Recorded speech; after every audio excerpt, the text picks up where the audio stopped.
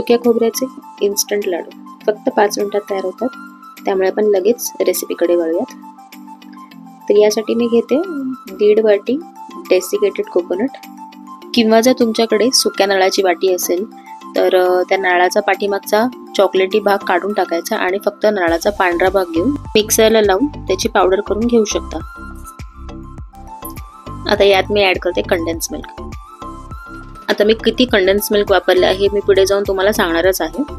तर condense milk add केल्यावरती आधी सुरुवातीला असं चमच्यानेच मी थोडंसं खोबऱ्यात डिप करून घेते, कारण सुरुवातीला जर मी हाताने मिक्स केलं ना तर सगळं कंडेन्स मिल्क माझ्या हाताला चिटकेल। आता बऱ्यापैकी हे कंडेन्स मिल्क चमच्याने मी डिप करून घेतलं। आता हाताच्या सहाय्याने मी सगळं व्यवस्थित मिक्स करून घेते।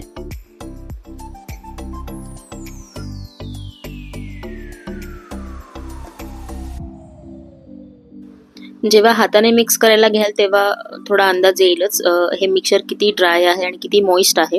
आता मी मिक्स करते तर बऱ्यापैकी खोबरं हे ड्रायच आहे, मला अजून थोडंसं कंडेन्स मिल्क ऍड करावं लागेल, त्यामुळे मी थोडंसं कंडेन्स मिल्क आता ऍड करते।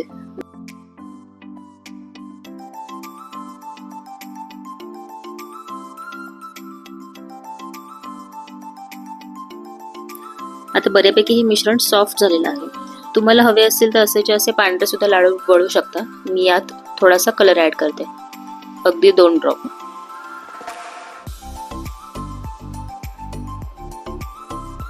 आणि हा कलर व्यवस्थित पुन्हा सगळ्यासोबत मिसळून घेते।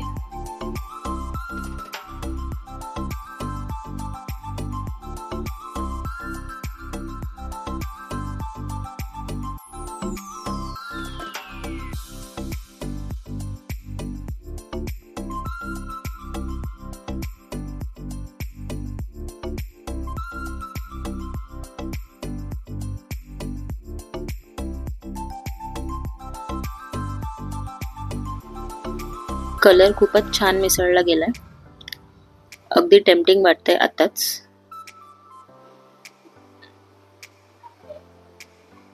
आता व्यवस्थित एक गोळा तयार झालेला आहे, म्हणजे हे लाडू वळण्यासाठी मिश्रण तयार आहे। हे बघा, असं हातात घेऊन दाबलं तरी खोबरं असं सुटत नाहीये, व्यवस्थित एक गोळा तयार झालेला आहे।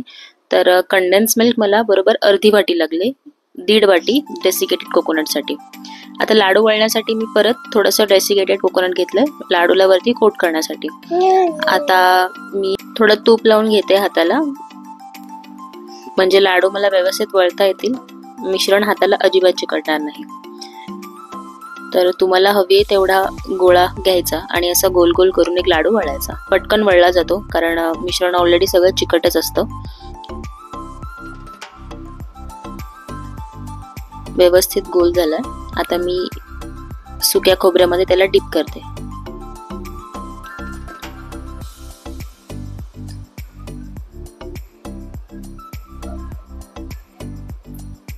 हे बघा, अशा प्रकारे एक लाडू तयार झालाय। असेच मी सगळे आता करून घेते।